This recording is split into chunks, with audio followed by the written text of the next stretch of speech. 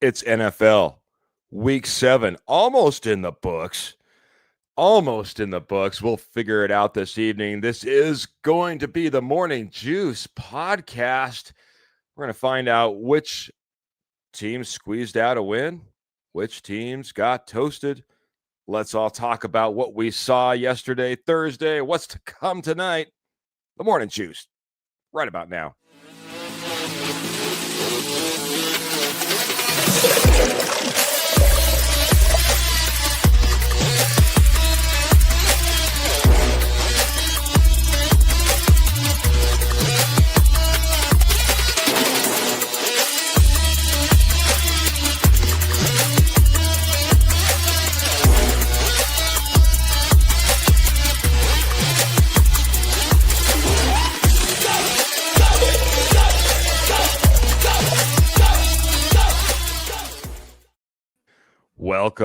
Welcome into the Morning Juice podcast, man.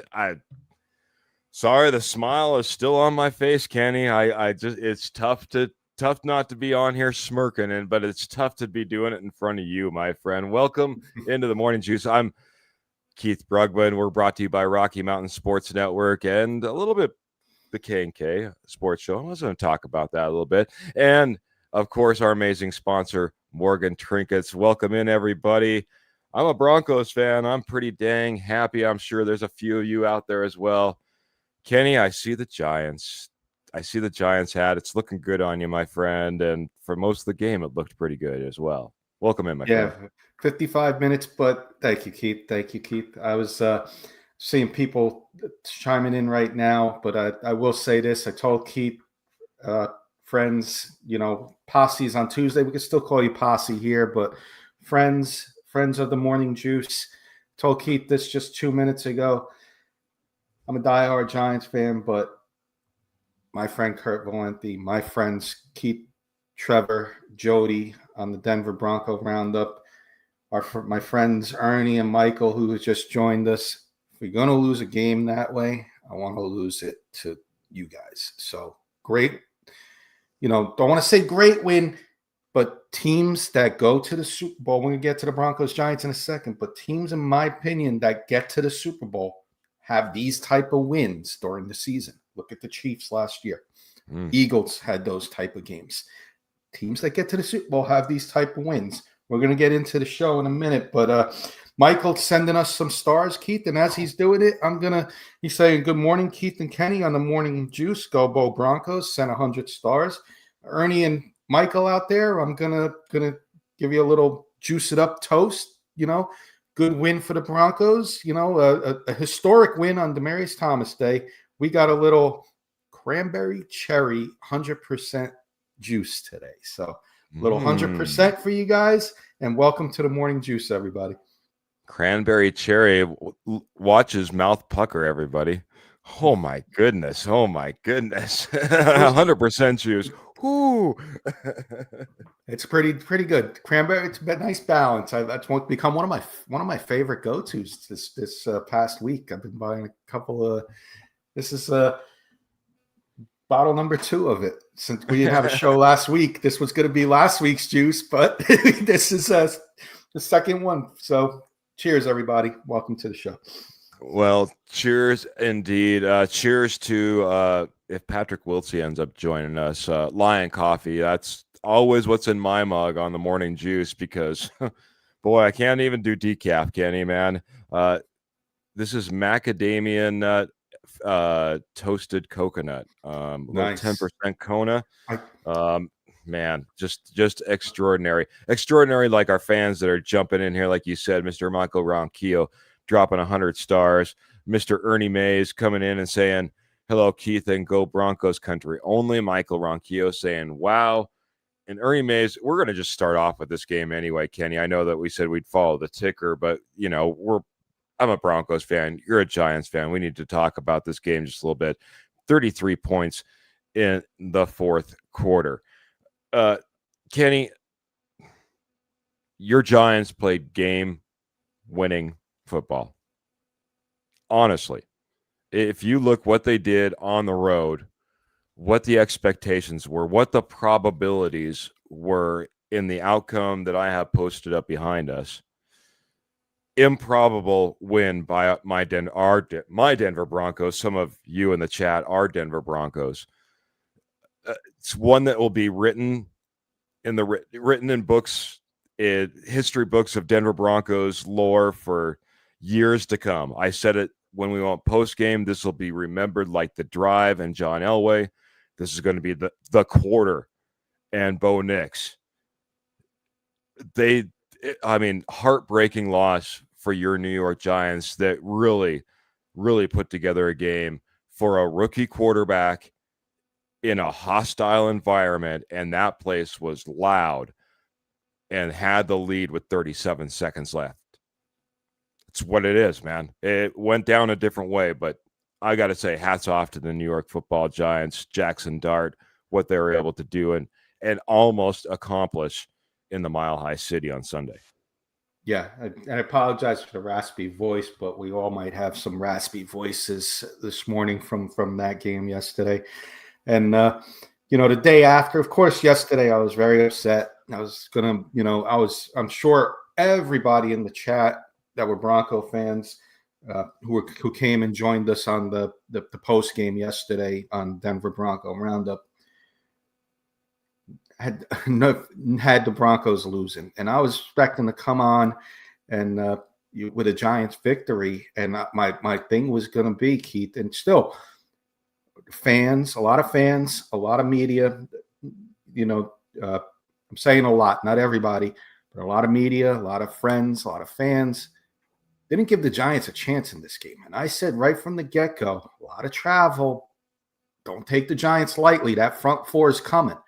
But I got to give credit where credit's due, and you guys could talk more about it on Denver Bronco Roundup. You may not have to go get another offensive lineman in trades or free agency. Alex Pachewski stepped up yesterday. Dexter Lawrence was a no-show yesterday. One tackle. Pretty darn good, Alex Pachewski. I'm going to give you one of the game balls in this game when everybody says Bo Nix this, Bo Nix that. Where was Dexter Lawrence yesterday? Lined up over Alex Pachewski. Nice job, Alex Pachewski. But back to the Giants. The future looks bright, Keith. Jackson Dart makes plays. He doesn't even have Malik Neighbors out there. 4 touchdowns against this Broncos defense. Adds another one rushing. 5 touchdowns in this game for the Giants. 4 touchdowns for Jackson Dart, 1 for Cam Scatterbo. Those are our 2 rookies. Score 5 touchdowns against the Broncos. Kind of, I'm not going to, go into it too much, kind of shut down Nick Bonito for the most part yesterday, who ran his mouth a little bit. The offense came through in the end, most part, to beat the Giants. And this could be the momentum builder that the Broncos needed in that offense to get that team started on offense. So curious to see. Got the Cowboys next week. Not a great defense. This could be the coming out for the offense that everybody was waiting for. And for the Giants, we go into Philly. And you know what? I'm expecting another close game in Philly because Jackson Dart has been the real deal. And we took care of Philly at home. I'm expecting another competitive game from the Giants. And I don't think the Giants are completely done after this loss. Yeah, it was heartbreaking, but it wasn't the rookie's fault, and that's all you ask for. There's not many growing pains from the rookies, and that to me means we're going to win some more games this year. So future's bright. Broncos could be a Super Bowl contender going forward now. Curious to see how that offense looks next week against the Cowboys. So let's see what happens. Let's have a great second half of the season's almost here already. That's crazy, but let's end the first half on some winning notes for both of our teams. Yeah, let's go out. Let's now that the rivalry game is gone, it's going to be in the past between us, Kenny, unless we all meet up in the Super Bowl. But that being said, this is in the past. We can go on and applaud our teams for wins and wins all the way through the rest of the season. I got to applaud Mr. Kurt Valente getting up early, coming in here, being part of the morning juice, saying, what a win. Bo effing Nix. Need 2 offensive weapons immediately. He's pounding the table for some offensive weapons. But he says Dre Greenlaw is an absolute stud on a pitch count yesterday, but obviously made an impact. If this was an all Broncos show, I get into a debate about offensive weapons, but we'll save that for another day, Mr. Kurt Valente. I'll just say, I'll go back to the very beginning of this. What a win. What a win. Mile high salute, says Michael Ronquillo. We'd love you. Let's go around the league a little bit here, Kenny. Sure. We started off with a fantastic game. A couple of wheelchair quarterbacks. I'll just talk about it that way, or Walker type of quarterbacks. Joe Flacco and Aaron Rodgers hit the field to get us started, and an absolute fantastic game. 31-33. The Bengals come out and get the win with 10-day on the roster. Joe Flacco leading the way, and I mean leading the way, man. What a game. What a game. Like you said, the battle of the two guys that were hanging out at the senior center the night before, playing checkers and going over what they need to do to win the games. But Bengals improved to 3-4. Steelers fall to 4-2. Watch out, the Bengals are not out of this just yet. With Joe, if they could hang out until Joe Burrow could possibly come back in December, this could be a team that could be maybe one of your last wild card teams. Or if the Steelers fall a little bit, could be in the hunt for one of those divisions that you win the division with 9 wins. This could be it. But the battle of the 40-year-old quarterbacks, yeah, Joe Flacco, 31 for 47, 342 yards with 3 touchdowns, and Aaron Rodgers on the losing side goes for 249 and 4 touchdowns. So both of them probably needed the Ben Gay the next day, but on Thursday they were fine. So you love to see the old veterans still slinging it, and that's what we saw on Thursday night. Absolutely, man. You made me giggle because I just saw a comedian talking about to all the Gen Xers like me and you, Kenny, are pretty close. I'm pretty in age. For the Ben Gay products, I'm sorry for anybody that was named Ben. It was a rough childhood back then, but you're absolutely right, man. I mean, those guys were out there slinging it. They were. Aaron Rodgers was getting tackled by his own player. I mean, it was a rough and tumble game, a fun one to watch. 33-31. I still can't believe Joe Flacco out there winning games. A game that looked like maybe one team had the decaf and one had the fully leaded coffee. Let's get to the Rams versus the Jaguars, my friend. My first of 3 toasteds that we do each week, where a team gets toasted. And the Rams, they enjoyed one of those Rams and Matthew Stafford, I should say. They enjoyed one of those full English breakfasts. And the full English breakfast is like, similar to our big breakfast platters, but they add like different things like tomatoes on their plate. They have some fresh fruit on their plate. A lot of things on that full English breakfast, as he goes for 5 touchdowns in this game. And Sean McVay at halftime had to sit back and relax with some tea and biscuits with a 21-0 halftime lead. Never let the Jaguars in the game. 35-7 final. Watch out for the Rams, 5-2, Keith, and the Jaguars back-to-back games in London, or not back-to-back games in London, second game in London, I believe, this year, and they fall to 4-3. Yeah. London wasn't their friend this time. Jacksonville's kind of taking it as their second home, but like you said, 35-7. The Rams are steamrolling. The only unfortunate thing is they also have the 49ers in their division as well. So if not, they would probably be looking way out in front. But yeah, toasted candidate number 1 of 3 that we have this week, the Jacksonville Jaguars, took it on the chin in London. And might as well move on to an NFC East division rival of yours, the Philadelphia Eagles, the Minnesota Vikings. They went to battle in Minnesota, 28-22 victory. The Eagles get back on track after we beat them, and then you beat them, and then they were searching for a win. They end up finding one. Jalen Hurts had a fantastic day, perfect passer rating. Perfect day passer rating, 19 for 23, Keith, 326 yards, 3 touchdowns. Devontae Smith, huge game in this. I think he had around 170 yards and a touchdown. And Brian Flores, very aggressive coordinator, took some shots, and that's what you got to do against the Eagles. I don't fault him for blitzing Jalen Hurts and the situations he did. But and Carson Wentz in a losing effort, 26 for 42, 313 yards. What hurt him was his red zone efficiency. They couldn't get the sixes on the board, a lot of threes for the Vikings, a couple interceptions along the way. But one thing that stood out in this game, I watched it. It was the national game here in my neck of the woods on the early slate, was Brian Flores. I said a couple weeks ago, and I got to take credit for this a little bit. I got to pat myself on the back. They didn't stop it, but I said when to stop when they played Tampa Bay. Tampa Bay had that 400-plus pound guy. I said, get him sideways on the line. The Vikings called up somebody from the practice squad, one of their heavier guys, and did it and almost stopped it. It was another offsides that they didn't call on the Eagles, but they almost stopped it with the guys leaning over to the guy who's laying sideways. Can't push a guy sideways. It's a lot harder. Almost stopped it. If they called the offsides, it would have obviously been stopped.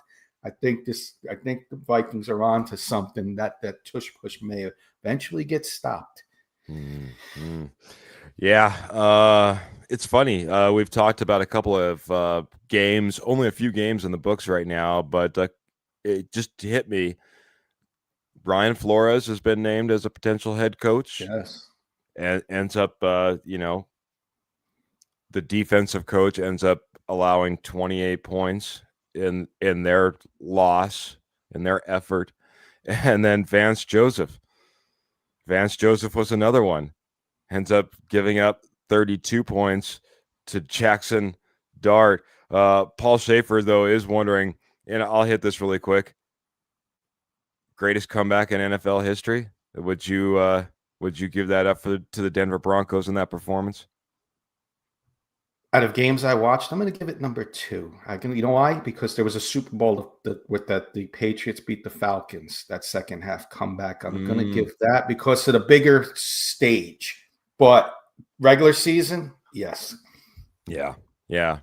You're a good call out there, man. That the collapse that was the Atlanta Falcons in that Super Bowl, man, and but at the same time, like you said, that stage that they were on.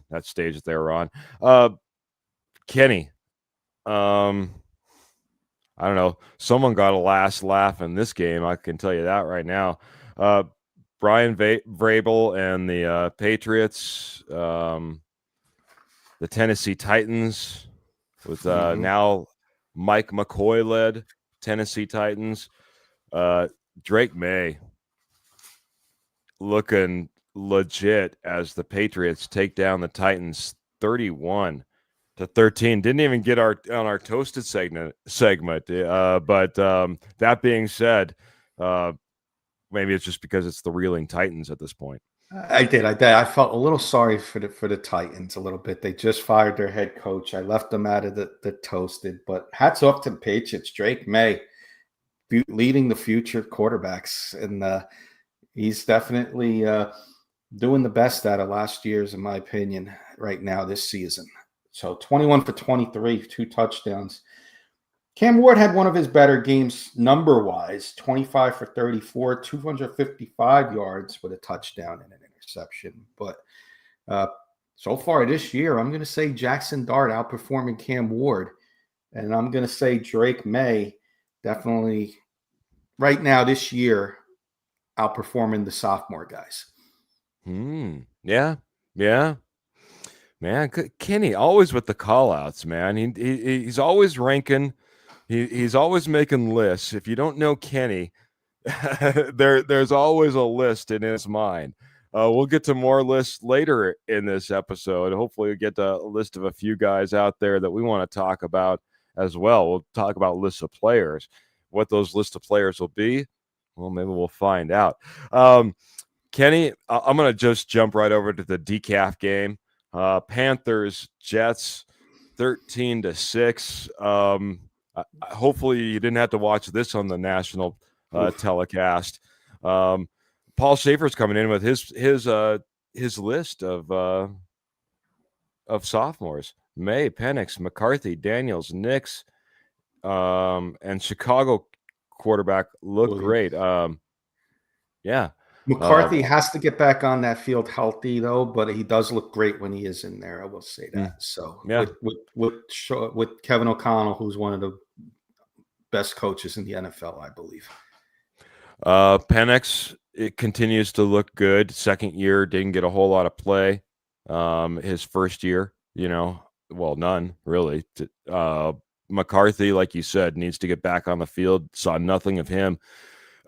Puts kind of Daniels in a weird position, because he had such an outstanding year, his first year, but maybe not all the magic that we saw last year, at least, to speak of. And then why am I spacing on the quarterback for the Bears? I just will not go into Caleb Williams. Yeah, Caleb Williams looking better than he did in his rookie campaign. But yeah, Drake May would have to be leading that list. Bo Nix, obviously, I didn't mean to skip over him. Progression continues, but what a little bit of progress last week. Like you said, we'll see. We'll see what momentum or what kind of a building block this is for Bo Nix and the Denver Broncos. I don't want to make this a Broncos show, but we do got Gabriel just coming in real quick. I'll hit this over on YouTube. He says, do you guys think that Sean Payton is getting out coached? Also, do you think that maybe he's lost his play calling touch? Lost his play calling. Sorry. I was trying to read the words and I thought he made a mistake, and then I just need to read the words. Kenny, I'll go over to you. Outside perspective. What do you think about Sean Payton, him possibly getting out coached in some of these games? And has he lost his touch in the play calling? I'm going to say no on the out coached, but Gabriel, definitely go and listen to Keith and Trevor and the guys on the Denver Bronco Roundup. But I've said it a couple times, and I joke around. He's got to shorten, in my opinion, that playbook. That play sheet is this big on both sides. And then you add a piece of paper. You saw that paper yesterday over there? Way too many plays. We see the play calling coming in late a couple of times because he's like, oh, do I go with this play number 24, play number 68, or play number 247? And he's thinking in his head. So I don't think he's lost his play calling touch, but eliminate some of those plays each week and shorten that playbook, because it's way too long, in my opinion, and it's definitely causing some decisions that he should be not overthinking. And that's where I'm going to go in. I'm going to go on the opposite side of it just really quick. I think that he has been outcoached at times throughout these first 7 weeks, and we've come away with some wins. Sometimes it's because of the defense, aka look at the London game. And I know what you're saying there, Kenny. I don't think he's lost his touch with the play calling, but we saw it when it was necessary to just get plays in because you're running out of time and you got to hurry up. It goes pretty good. It goes pretty good when you don't have time to think about it. It goes pretty good. And I think you're right, man. I think it's just a matter of overthinking, not necessarily being that he's lost his touch, but just overthinking the process. I mean, you got a rookie quarterback out there. You're trying to do everything for him. Panthers, Jets, nothing to say. 13-6. The only thing I will say, Justin Fields and Tyrod Taylor both played in this game for the Jets. No Garrett Wilson. They're really struggling. You'd like to see every team get a win unless it's the Chiefs or the Eagles or Cowboys for me. But you don't want to see the Jets go winless. So let's hope they can get a win soon and get on the board. Unless you're a diehard, Buffalo Bills fan, I guess. I don't know. There's something about the 0-16 team that's always memorable. That now would be the 0-17 team. Sometimes that's what's necessary in order to get a franchise rebooted in the right direction, is to go that bad, to once again maybe get that good. Yeah, the Jets need to get good. They're searching for their first win, Kenny. Not searching for their first win, but they may be searching. The Dolphins and the Browns played in Cleveland this last Sunday, Kenny, and they're another candidate. I'll get it loaded up, but let's talk about the game, man. Yeah, another one of our toasteds here. Usually the Browns are on the other side of toasted, but they're giving out a little toasted today. And tip my cap to them. Great win against the Dolphins, and maybe your next head coach that may be looking for a job next year, and Mike McDaniel.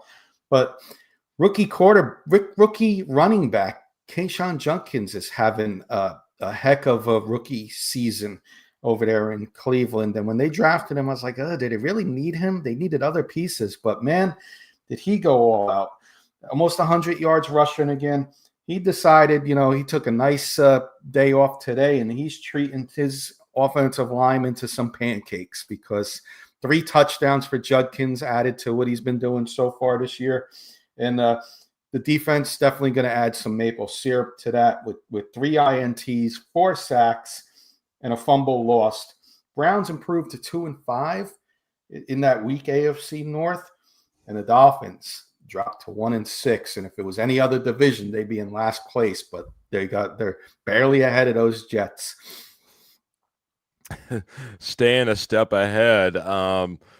Mike McDaniels is going to have to try to stay a step ahead of the unemployment line if these losses continue to rack up, especially when your quarterback comes out saying that, we need a little bit of accountability from those in accountability positions.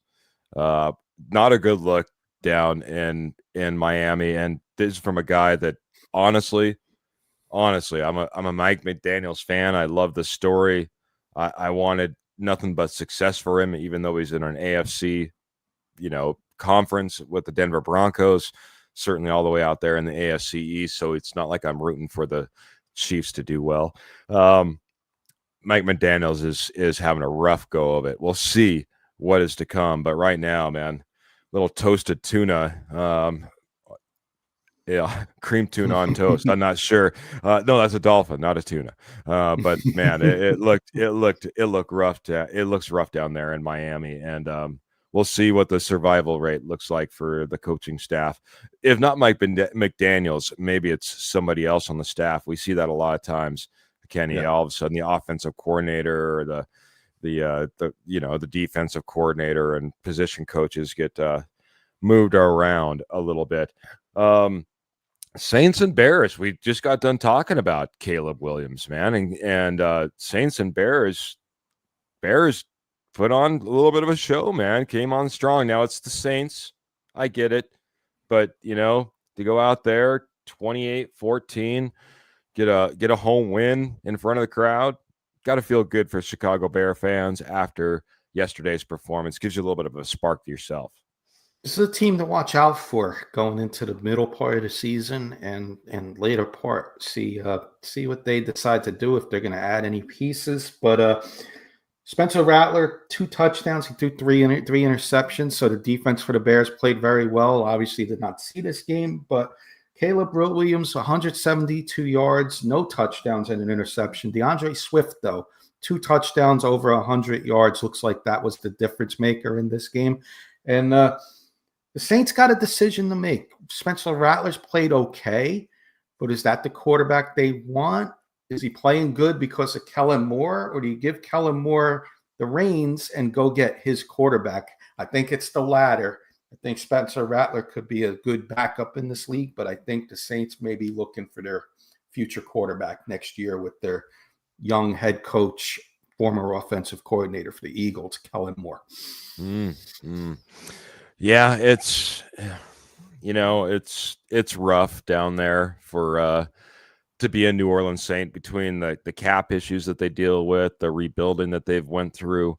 That they've been searching for a quarterback, but it seems it's they haven't went all out. It goes from a car on a trade, and maybe that's going to work. And by the way, he's still ready to go, I think. Honestly, don't count out a car revival in the future if it comes to be. But it's just it's a rough go down there for the Saints. Kellen Moore, maybe, yeah. But right now, Caleb Williams, hats off to him, man. It's been a rough go to put up a 28-14 victory at home. Like I said, good for the Chicago Bear fans, and maybe they can get something sparked up right there, man. So really quick, because Michael Ronquillo has just joined in a couple of more times, I'll just hit this really quick. Saw this as well. This one part I saw, that play to Bo Nix down the stretch, big, huge play, that was put in on Saturday. The first time it was ever seen live is when we all saw it on Sunday. So it just goes to show maybe that coaching aspect that we're talking about, has he lost his touch? Is he being out coached? There's parts of his game that obviously still ring true when you're putting in plays like that in order to, at the last moment, it ends up putting together a victory. He also said Sean Payton didn't want to hear anything about tempo in his presser.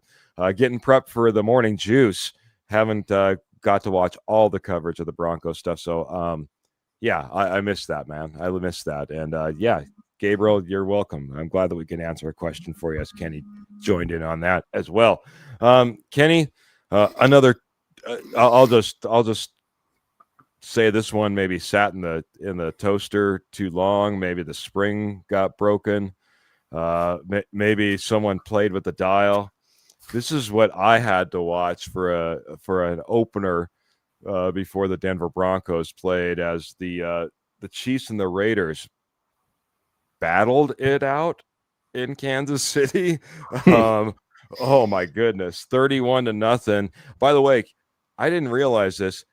First shutout for Andy Reid as a Kansas City Chief in the regular season. Wow. Yeah. So in this one, Keith, I had the benefit of having two national 1:00 games because the Ravens were off this week. So this was the CBS game, and I was going back and forth at first, but congratulations to Pat Mahomes and the Chiefs for introducing their new cookbook called 31 Eggs and Rice. 31 Eggs and Rice is a cookbook featuring Ray Rice, featuring Rashee Rice and rice dishes, as he scored 2 touchdowns in his return, and the defense featuring Steve Spagnuolo's favorite goose egg recipes. 31-0. Not to be outshined by the Broncos' performance last week against the Jets, but Spagnuolo went in and said, we got to finish this cookbook because Denver is ahead of us, and we got to catch up and get them. So they come out with that cookbook, improved to 4-3 on the rise. And, on that bestseller list, not yet, but I'm hoping it's not on that bestseller list in Vegas. And Geno Smith, they might have some decisions to make there as they fall to 2-5. And we're going to see if they're going to be maybe some sellers at the trade deadline, which we have that segment coming up shortly. So please stay with us, and we're going to be on our second half very shortly. Yeah, we'll hit the second half very shortly, but I'll be honest, man. I usually would love to see this graphic up here about the Las Vegas Raiders being toasted, but it's kind of bittersweet when it goes to the Kansas City Chiefs on the winning side in a lopsided win, in a 31-0 win, in a game which obviously everything went right for the Kansas City Chiefs, went to the point that backup quarterbacks in there in the third quarter. Kenny, I mean, it's not what you want to see is a surging, confident, all the weapons back, 31-0 victory by the Kansas City Chiefs or the Denver Broncos, even if it happens to be at the expense of the Las Vegas Raiders. It honestly, because of the Raiders' record, I would have liked to seen them win this game, but is what it is. Seems like the Raiders could be. I'll save this graphic. Let's just put it this way, man. They may show up again as we're not quite halfway through the season. Before we do a sponsor read, I'm gonna jump ahead in our little schedule here because Michael Ronquillo is jumping in. He wanted to talk about one of the few NFL games we've yet to talk about. So I'm going to go ahead and hit this one. Sure. If you don't mind, just slightly out of order. Slightly out of order. The Cardinals, one of the 4 o'clock games on the East Coast. Cardinals with Jacoby Brissett had a lead most of this game. 25 for 36, 2 touchdowns. Again, didn't see this game live, of course, because the Broncos-Giants were on. But Jordan Love in the offense did just enough. 19 for 29, 1 touchdown. Very close game in the end, and the Packers come away with the win.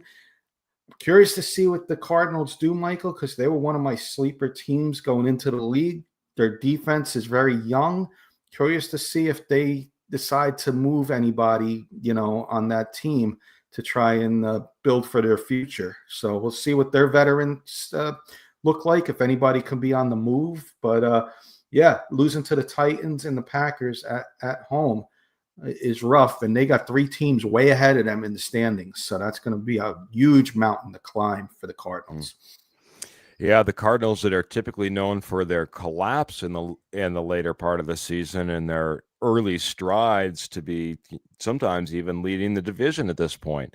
Now they've flip-flopped. If they're going to, at least as far as those losses are concerned, on the backside of it, can they climb back out? Do they have it within them? Cardinals just seem like a team that's like, at some point, what are we doing? Who are we? What's our identity? They just seem to meander in the middle with quarterback and coach, and it'll be interesting to see, like you said, what will be their thought process as the trade deadline nears. Do they think they have something in the tank? Do they trade away some of their talent? It'll be an interesting one. I'm going to make an executive decision. We're going to go ahead and we're going to push through the rest of these games here, my friend. Colts Chargers. Maybe a thank you game to the Colts. If you're gonna go out there and do something, man, go out there and beat the Chargers, and a Chargers team that all of a sudden seems like they're reeling. 38-24. The Colts just continue to pack wins, pile on wins. Early MVP candidate Daniel Jones, and Herbert threw the ball 55 times in that game, so that's just a couple added things there. Yeah, Herbert with quite a performance, especially when it comes to yardage and the like. He put up, I believe, over 400 yards in passing. I mean, was relied on a ton, but too much in the end were the Colts. Again, thank you to the Colts. I guess if you're going to go out there and beat a team, beat the Chargers, my friends, and we appreciate that very much. We already talked about the Broncos. We already talked about the Cardinals. It brings us to Commanders and Cowboys, and nice to see CeeDee Lamb back. That's what Dak Prescott probably said, my friend. So the Broncos got next week. They're coming with offense. Going to see how the Denver's defense does. Jaden Daniels goes out with a hamstring in this one, so keep an eye out on that injury. They do have an extra day off as they play Monday night next week, the Commanders. So curious to see on that injury, because that's a team that needs a win in the worst way to stay in pace with the Eagles. Yeah, like I said, just a couple of quick notes. Jaden Daniels, fantastic rookie season, seems to be struggling a little bit in comparison. Still a good season, but then a hamstring issue. Thumbs up to mom as he comes out the tent. And then, we'll be looking forward to that matchup. The Dallas Cowboys come to Denver. They put up, 44 points at home. What will they end up being able to do in Denver? What Denver defense will show up? What Denver offense will show up? We'll have to see how that game plays out. We'll talk more about that on the Denver Bronco Roundup throughout the week. Check that Friday episode out for sure. Kenny, we rounded out Sunday night with a matchup I was pretty excited to see. It didn't end up being the barn burner I was hoping it would be. I thought there was a few more points that might be it probably was left out there on the table. But it was a CMC show, man. As the 49ers took care of business at home, took down the Falcons in a 20-10 victory.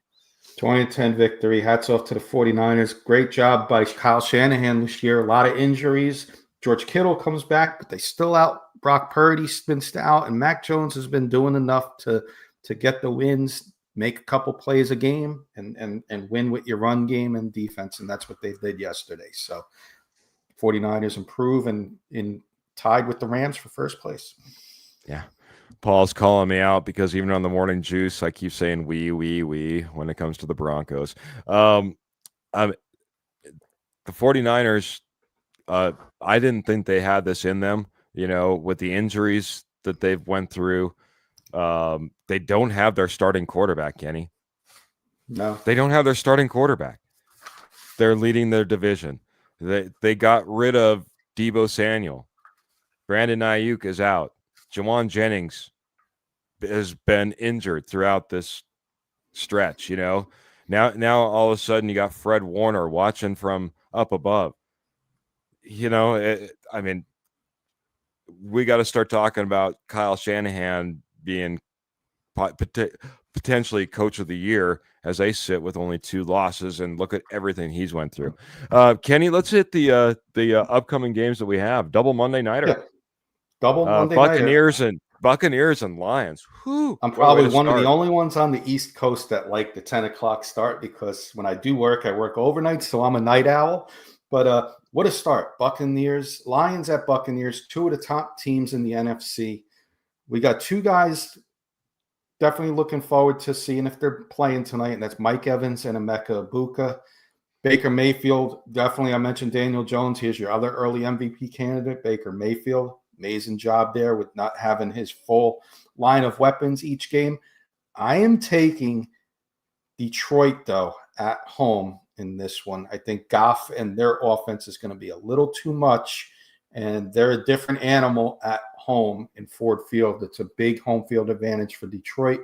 I think they pull away late in a high-scoring game in the 30s. So I'm going to say, I'll give a prediction, 35-31, Detroit in a fun game tonight. Okay, I'll just do it. I'll flip the script, man. Baker Mayfield does Baker Mayfield things, and what bigger stage to do it on than Monday night, the early game that everyone's going to be watching.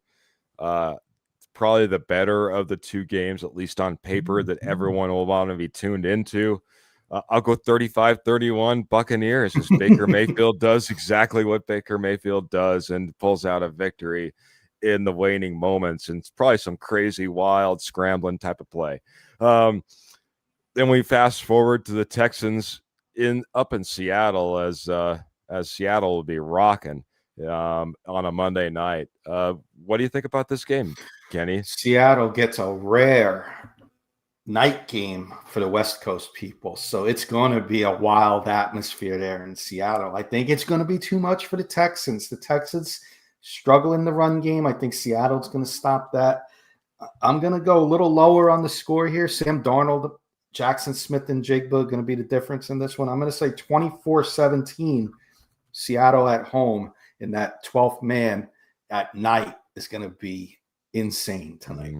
I'm going to say this is going to be a surprise game, man. I'm going to say this is going to be a surprise game. It's going to shock everybody, and it's like you said, night game up in Seattle. Everyone's talking about the first game being the better game. I'm going to go at 28-31. We got you on audio, Keith, but I don't have you on video. Okay, man. I'm going to have to reload in just a second, man. So I don't know what we'll do. I'll jump out and I'll jump back in. 28-31 victory for the Seattle Seahawks. I'm gonna remove myself from the studio for just a second, Dan. I'll be right back in. Okay, buddy. All right, Keith, no problem. I'll keep it going here.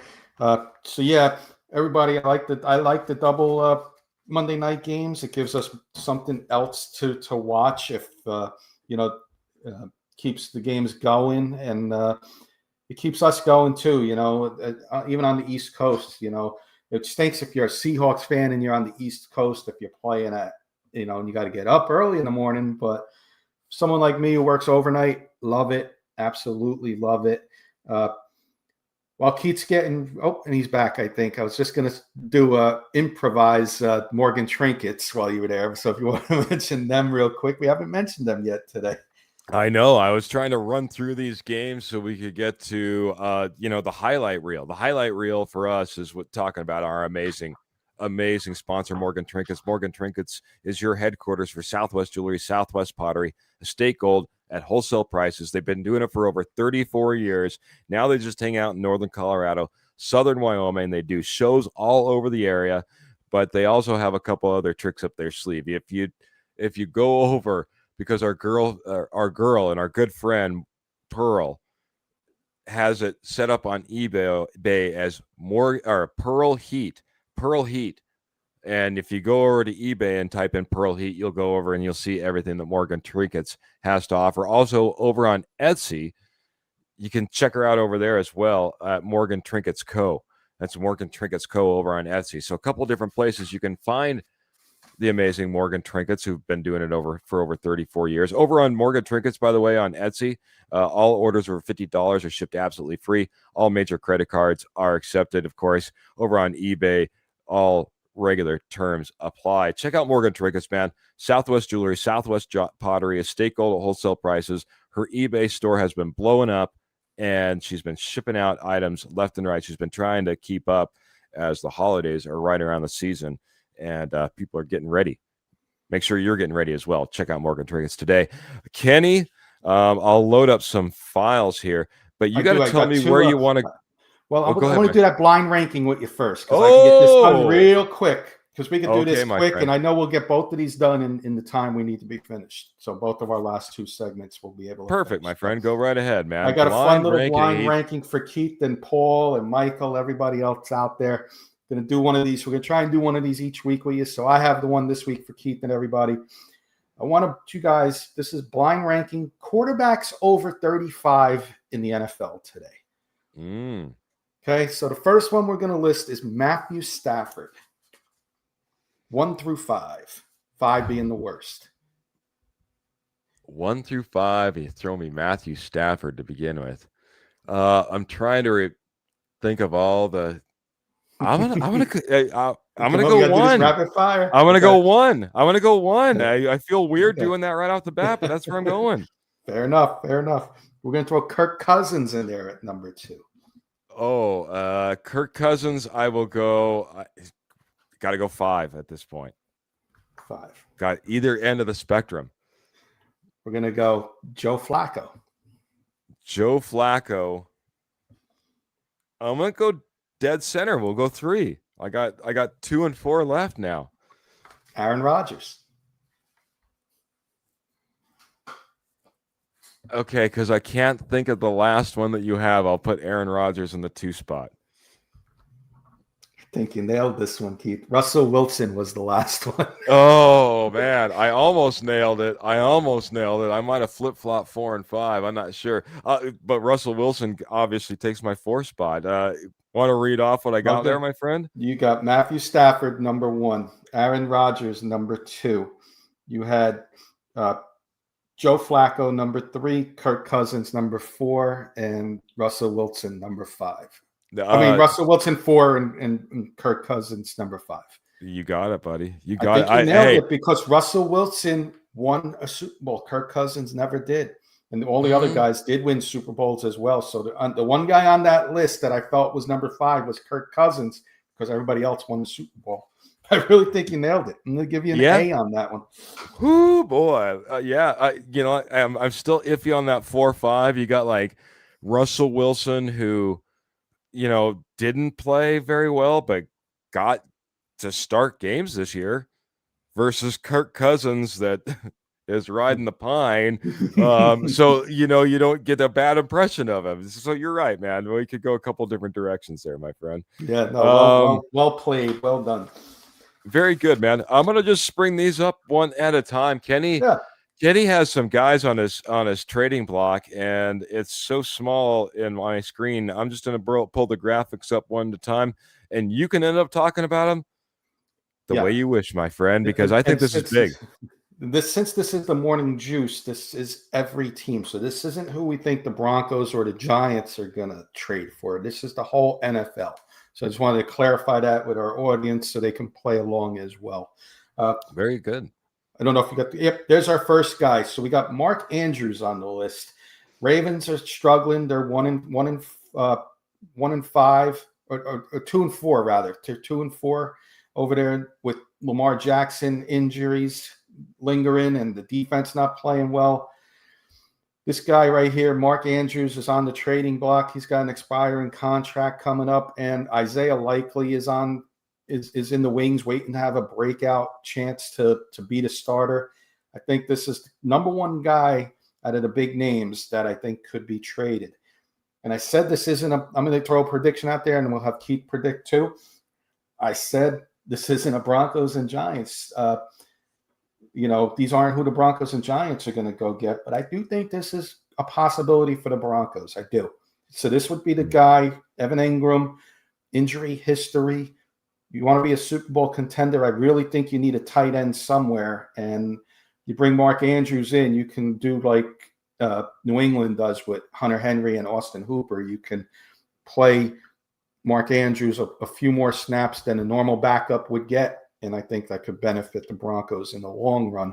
I'm going to say the Broncos for maybe like a fourth round pick. If you get lucky, maybe a fifth round pick for Mark Andrews. Yeah. I could.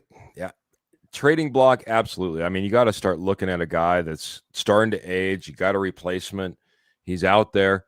I mean, I know that the Colts are excited about maybe some of their young targets, but could you imagine if all of a sudden Mark Andrews was picked up by the Indianapolis Colts?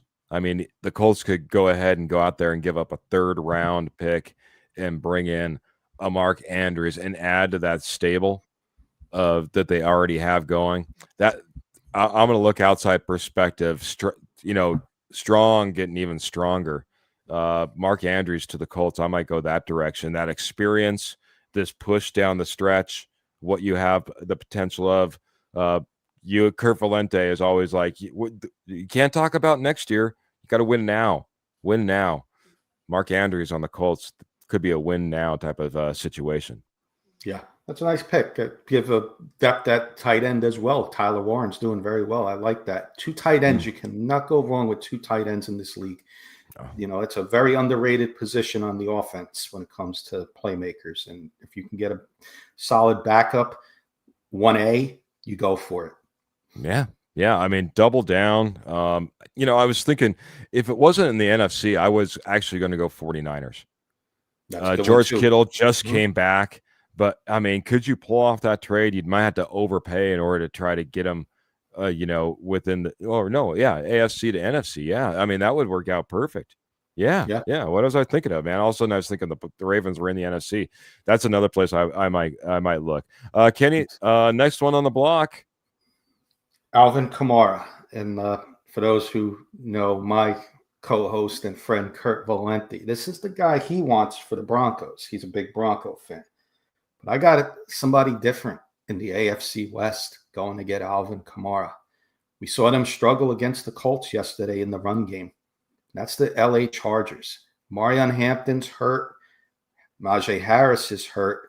You bring Alvin Kamara in, can fill the veteran, role with the Marion Hampton. It's nice to have a veteran with a rookie, and we know how much Jim Harbaugh values his run game. I think Alvin Kamara could be a perfect fit for the LA Chargers for the remainder of this season. And don't be surprised if he does go to an AFC West rival. And I know some people say you got to block him from those teams. If you're a Chiefs or a Broncos fan, No, you don't. Let the Chargers go make their moves because you got to make moves too. Then you go make your moves and let the Chargers make their moves. This could be a Charger move right here. Fits what I think Jim Harbaugh wants to do over there in LA. I would say this is probably what you named, the Chargers, would probably be the most likely move. But I I don't know if it's Kamara loving New Orleans. I don't know if it's New Orleans loving Kamara, but this has been rumored for I don't know how many years, Kenny. Uh, Alvin Kamara probably could have left 5 years ago, according to a lot of people, and been traded to somebody. And they just keep re-upping contracts and signing him, and now he's got 2 or 3 years of dead years on his contract. I think this is one of those ones I'm going to say I don't think he's on the trading block, sees the trading block. Maybe it's just one that I don't think comes to fruition. Maybe I'm wrong, but I'm just going to say maybe no trade, but the most likely. I'll go ahead and go with your Chargers prediction because they're Najee Harris, Amarian Hampton. You have one guy that's out for the season, another guy that's a rookie and now is injured. You got not a whole lot behind him. Alvin Kamara would probably make the most amount of sense. Yeah. Next up, my friend. You'd say at the beginning of the season, this is Sauce Gardner on the Jets. Beginning of the season, you'd say, are you crazy? But they're 0-7 right now. And yes, he's still young. But he's going to be making some money. He's one of the best corners in the NFL. I don't know if the Jets want to do a complete rebuild and just make sure that they get, one of these big quarterbacks coming next year and do like the Browns did this year, have a lot of draft picks and try and hit on some of those rookies coming up.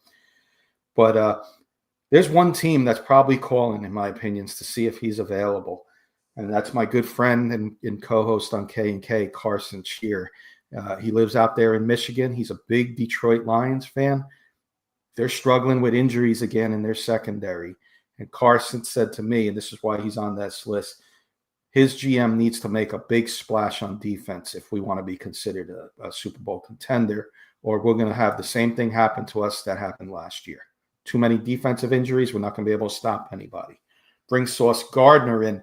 You may become you become the favorites again in the NFC, in my opinion, if you bring this guy in. Because when you get your secondary back, it's going to be an island to try and throw on because it's going to be tough.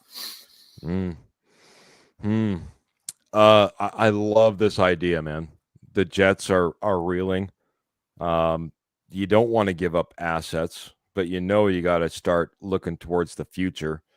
We'll see what's to come of front office and head coach. I mean, this is I love Aaron Glenn. I know Sean Payton loves Aaron Glenn. A lot of people respect Aaron Glenn, but this is not a good start.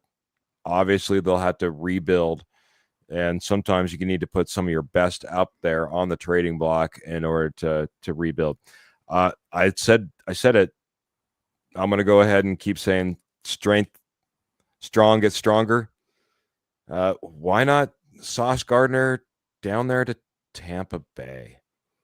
And for an offense that seems to can put up some points, having a lockdown corner on the Tampa Bay Buccaneers defensive secondary like Sauce Gardner, yeah, they could start really making a run and making people scared at both sides of the ball with an addition like Sauce Gardner. So that's where I'm going to go, man.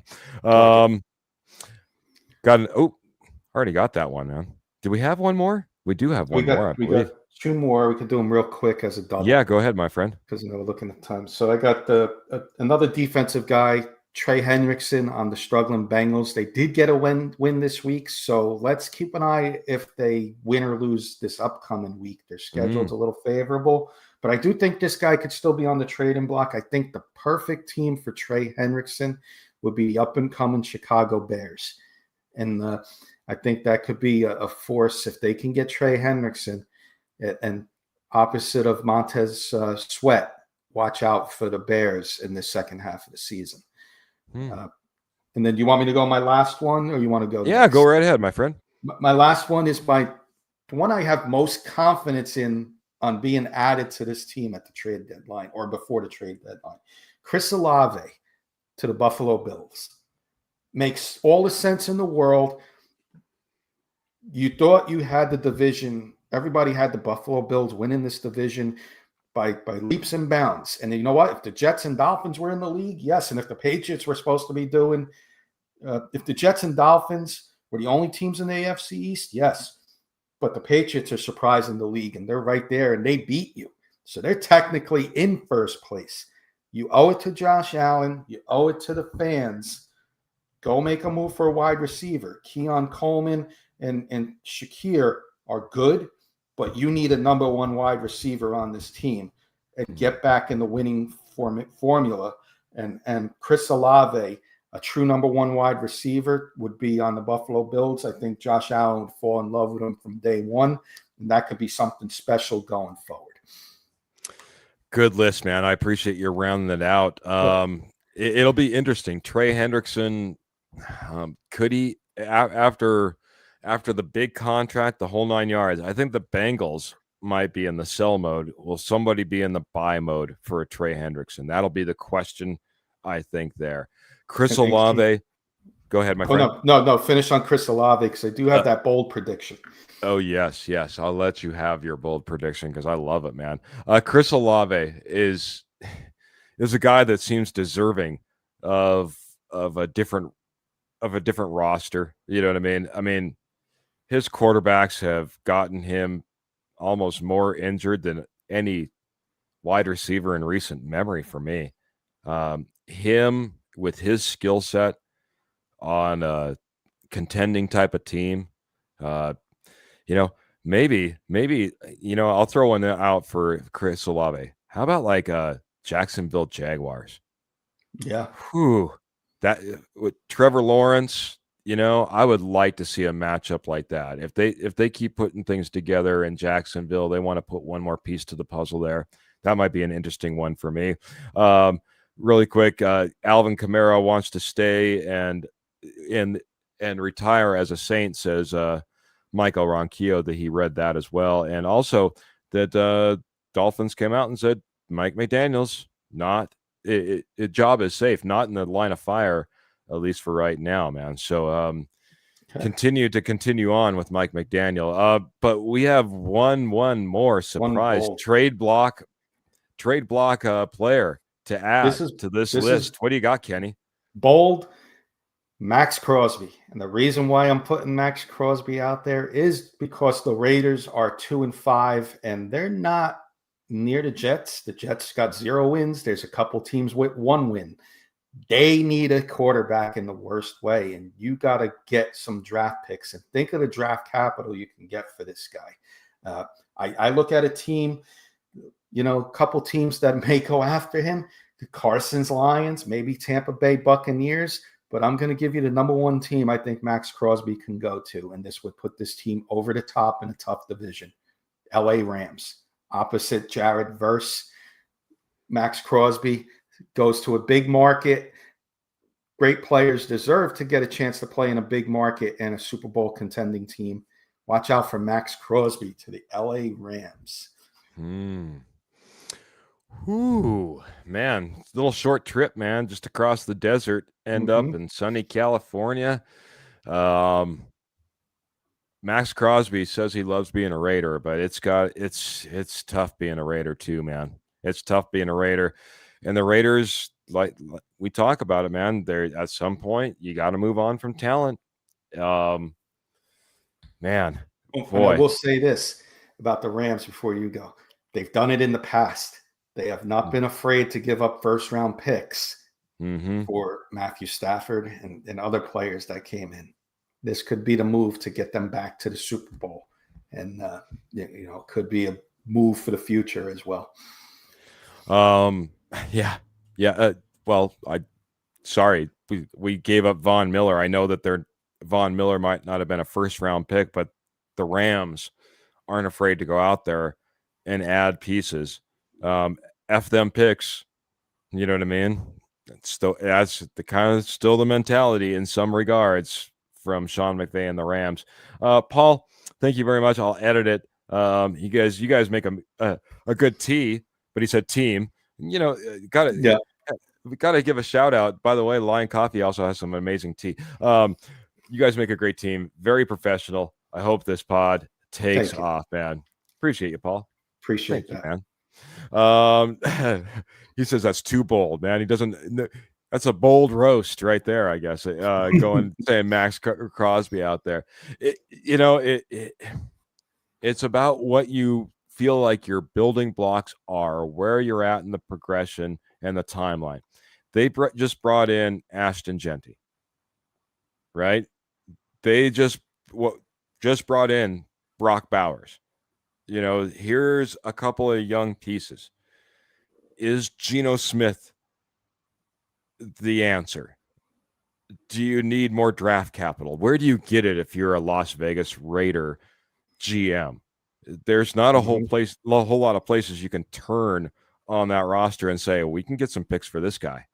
But Max Crosby is one of those guys. If you ever decide that it's going to be rebuild mode, Max Crosby is probably your biggest chip you have in the bargaining center right now, or the bargaining table. So, and I look at it like this, Keith. My last words on it. Yeah, your quarterback is going to be the difference maker to get you to the Super Bowl, and your offensive line.